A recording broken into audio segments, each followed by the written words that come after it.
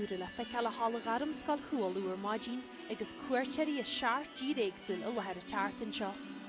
Tá bris is cuice scalara agus múntear a híre cos leis an Turc, an Gearmáin, an Spáin agus an Fólainn in seo mar chud a chléir chomíníos an Intas Eorpaí a thugann deis de scalaní málar tú le cheile le fólam faoi chultar, choras iditheis agus teangatha úra.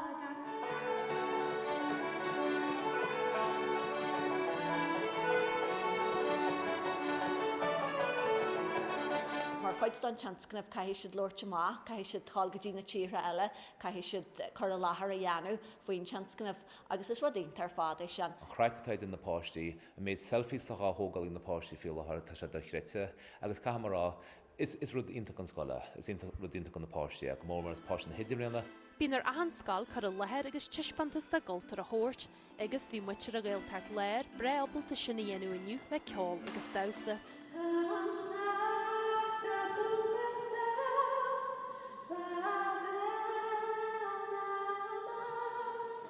Tá scala tá site i melan na hahói páirte sa chléir ó níideag má sa seart.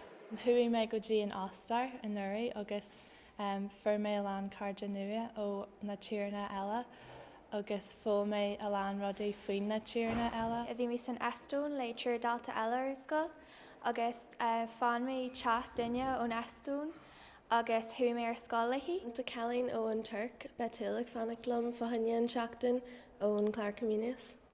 Tá go blaisiú a léirhead leabhad an na cuairteirí ar bhála úra nachtú iniu ach lach se tomul an na Spáinní a gála dair an chluithe.